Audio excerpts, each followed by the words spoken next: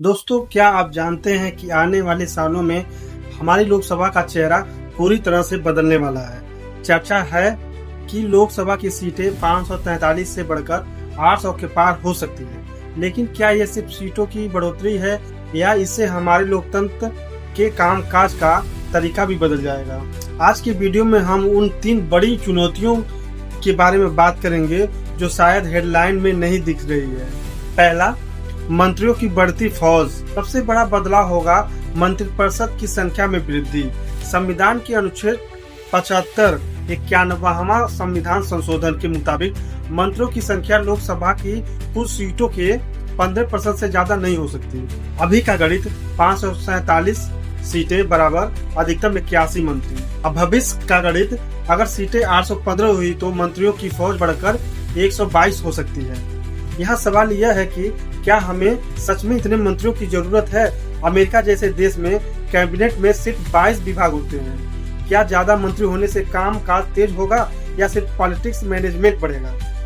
दूसरा, आपके संसद की आवाज कमजोर होगी। दूसरा पॉइंट बहुत गंभीर है। सांसदों की भागीदारी सोचिए, सदन का समय तो उतना ही रहेगा, लेकिन सांसद बढ़ जाएंगे। इसका मतलब है बोलने का कम समय मिलेगा।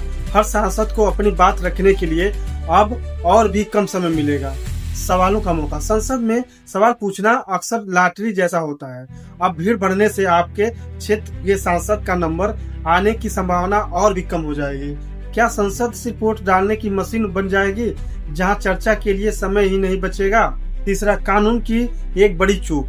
जो नया बिल आया है उसमें परिसीमन आयोग का शब्द इस्तेमाल तो बार बार हुआ है, लेकिन इस बिल में इसकी कोई साफ परिभाषा नहीं दी गई है। कानून की दुनिया में परिभाषा न होना भविष्य में बड़ी कानूनी लड़ाइयों और भ्रम को जन्म दे सकता है। बिना परिभाषा के इस आयोग की शक्तियां और दायरा कितना होगा, यह एक बड़ा सवालिया निशान है। तो दोस्तों, सीटों का बढ़ना आबादी के हिसाब से जरूरी हो सकता है, लेकिन क्या हम इन चुनौतियों के लिए तैयार हैं? क्या ज्यादा मंत्री और कम बोलने का समय हमारे लोकतंत्र को और मजबूत करेगा या सिर्फ सांसद की भीड़ बढ़ाएगा? आप इस बारे में क्या सोचते हैं? मुझे कमेंट में अपनी राय जरूर बताएं। अगर ये वीडियो इंफॉर्मेटिव लगी हो तो लाइक करें और सब्सक्राइब बटन दबाना न भूलें। मिलते हैं अगले वीडियो में। शुक्रिया।